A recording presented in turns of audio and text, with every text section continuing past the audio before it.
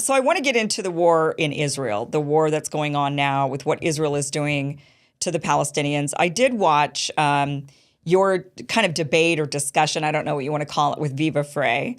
I watched that because him and I had gone back and forth early on in this about Israel. Him and I had been on the same side of many subjects for a long time, and then suddenly this war breaks out. And I think we saw this with a lot of people. A lot of people were on the same side of many issues. Suddenly, this particular issue, Israel and the Palestinians, has divided people who were once on the same side of many issues. And this is one of those with him, where he has, like many people, a very staunch seeming support of Israel or defense of Israel or excuses made for Israel. So I watched your interaction with him, and I thought it was interesting the arguments he made throughout, or the excuses he made throughout for Israel taking the land or for the Palestinians continuing to be oppressed by the Israelis were things that we're hearing a lot right now. Like, for example, well, they lost a war. So, when you lose war, when you start wars and you lose wars, this is what happens to you. Or they didn't ever own the land. Well, the land was never theirs. It was the British or it was the Ottomans. So they could do whatever they want with the land. It's not theirs. So if they have to move, they have to move because the British said so, which to me was really, one of the most outrageous arguments is this idea that, the Turks own that land or the British own that land. You mean they came and they subjugated the people who were living on that land, who it's the land of the people who live there, and these larger empires come in and then take over and say, oh, it's ours now. I mean, nobody would, if China came over here and said, it's ours now, we would never accept that. We would never say. I forgot he had said that. Yeah, funny. Right. That there's this, this idea that it belongs, if you're a renter on someone else's land. I mean, this was the argument he used. If you're a renter and you've got a landlord, and if your landlord decides that you have to move and that they're going to use that land to somebody, give that land to somebody else, tough luck. Which is really, again, insane because that land was never British. The British were not, they might have taken over like they took over India, like they took over all these other places in the world, but it was not theirs. They just took control over it. Same thing with the Ottomans. That wasn't Turkish area where Turks were living. They came in and they conquered just like they conquered many other places, and the people were living there, and the people deserve their independence. They deserve to get rid of the conquerors if they so choose. So what do you think it is that causes people to kind of have these feelings that I feel like if it were any other country or any other scenario put out there, that they would something about Israel. And then what we do hear a lot, speaking of Yemen, is a lot of people will say, well, why don't you speak out about Yemen so much? Like, why are you so vocal about the Palestinians, but not as vocal about the Yemeni people and the crisis that was going on there? Like, why is it? And then the reason why they're asking that question is because their conclusion is it's because of Jews. You're just anti-Semitic. You don't like Jews. And because you don't like Jews, that's why you're speaking out against, when Jews do bad things, but not when like Saudis do bad things.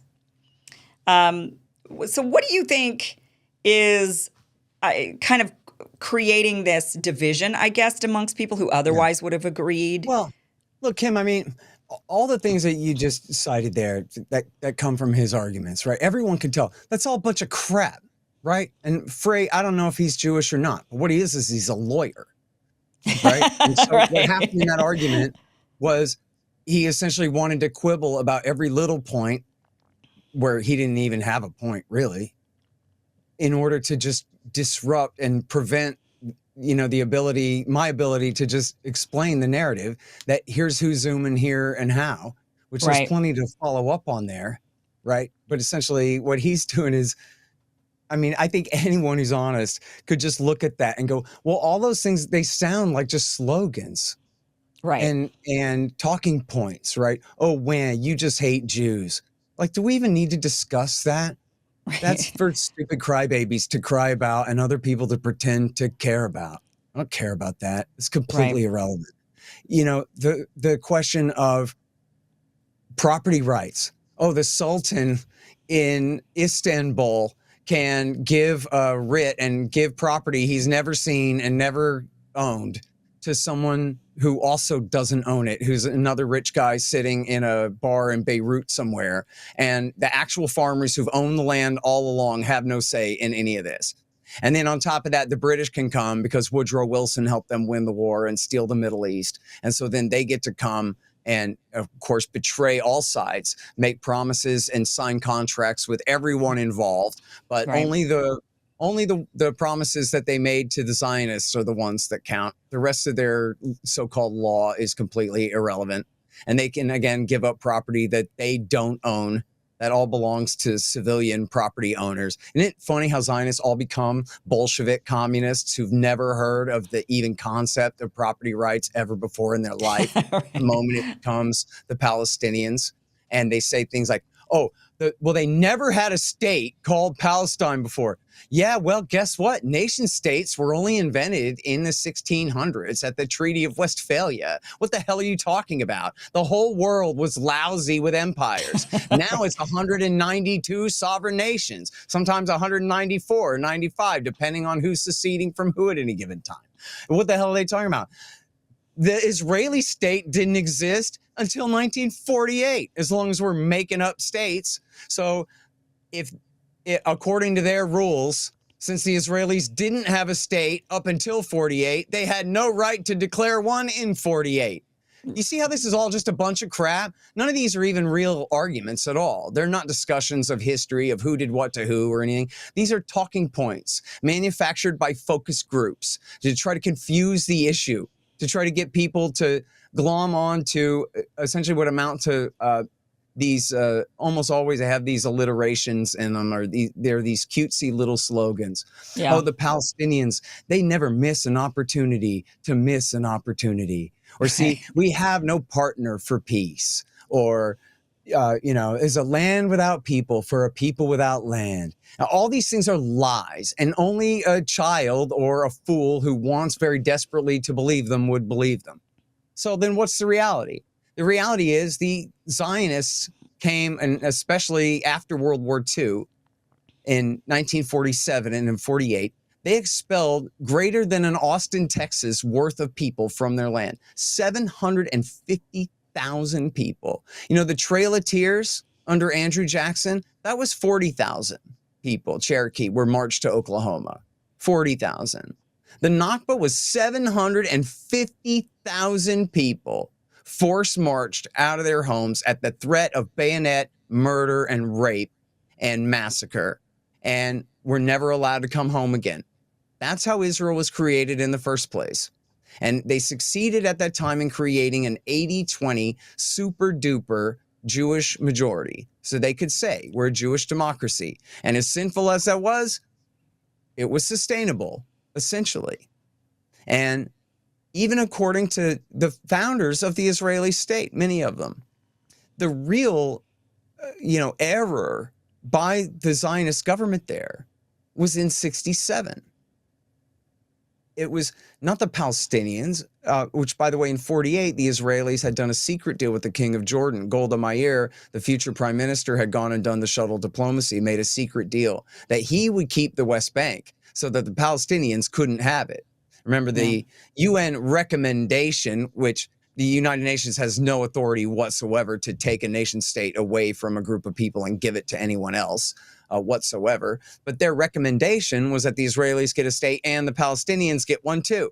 Well, the Israelis screwed them out of it from the very beginning and made sure that the king of Jordan would get the West Bank. And then after the war, the Egyptians got control of the Gaza Strip, just so the Palestinians couldn't have their independent state. Because if they have real national borders and a seat at the UN, well, they're not going to be, the Israelis aren't going to be able to take that land. And it's going to be a much more difficult prospect for them to take that land in the future. But as long as it's under the control of the Jordanians, well, we can get to it someday.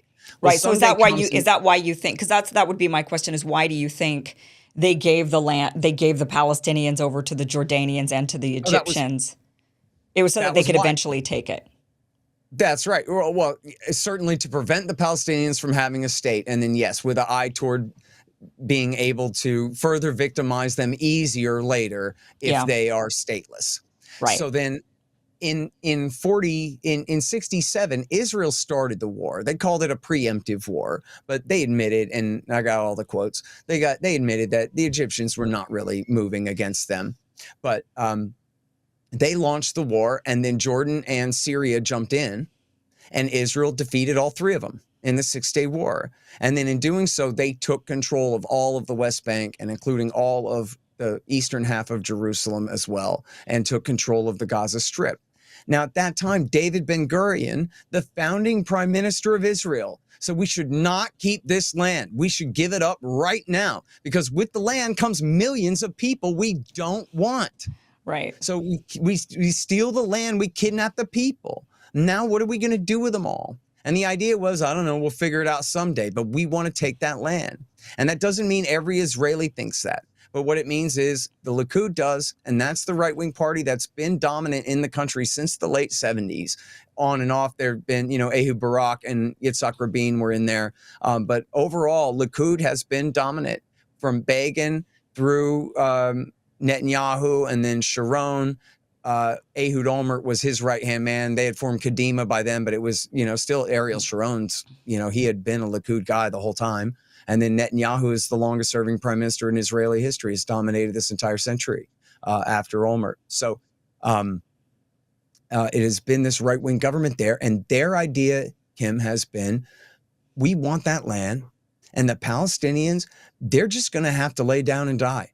Or they're just going to have to go swimming in the Jordan River. Or they're just going to have to starve out in the Sinai Peninsula.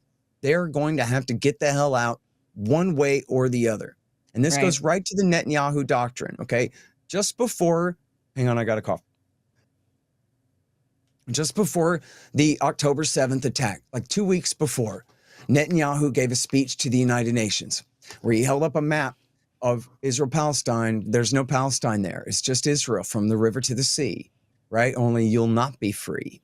And what he's saying in the speech, I'm roughly paraphrasing, but you can read it. What he's saying is, Palestinians, you lose. I figured out the game. They always said we'd never be able to normalize relations with these Sunni Arab Gulf states if we didn't give up a Palestinian state first. Well, my Netanyahu doctrine proves that I can make peace with these Sunni Arab states on the American taxpayer's dime. Jared Kushner figured out what the price was for me for these Abraham Accords. And now you get nothing. And you will not get citizenship in the one state, and you will never have a two-state solution and independence. You are simply conquered. You've been defeated. Tough. Ha. That was the speech. And then 2 weeks later, they broke out of their pen and slaughtered all these people, committed this atrocity, and kicked off this recent round of war. And they had said explicitly, Hamas had said explicitly, their highest priority was thwarting this new order in the Middle East, defined by the Abraham Accords, that the Arab states had always said, we will not normalize relations with Israel until the Palestinians get their state first. And by Jared Kushner, he gave F-16s to Bahrain, F-35s to UAE, debt relief to Sudan, and he recognized Morocco's seizure of northern Western Sahara as their price to recognize Israel. And they were working on Saudi Arabia. And Joe Biden had also said, he had given this speech, he called it the new Middle East. And he was essentially, confirming and ratifying and furthering the Abraham Accords doctrine. And in that speech, he didn't mention the Palestinians once, right? He had adopted the Likud's policy that essentially they don't matter anymore. They've been licked. The only problem wasn't the Palestinians. The problem was it was tough for Israel to normalize relations with these Sunni Arab states without normalizing with the Palestinians first. But now that we've bought them off, we've gotten away with it. We can do whatever we want. And so then that is the proper way to understand October 7th, or the proper context to understand October 7th and the aftermath. This is the abject and absolute failure of the Netanyahu doctrine. Nothing. He did not get away with it. He did not. The idea was the Palestinians, they're just going to give up and lay down and die? No, they're not either. So now what then? And so that's what essentially the issue that Hamas decided to force on October the 8th was, we're not going to let you get away with this, and we're going to force a reaction that's going to bring this issue back to the top of the world's attention and hopefully destroy these various agreements.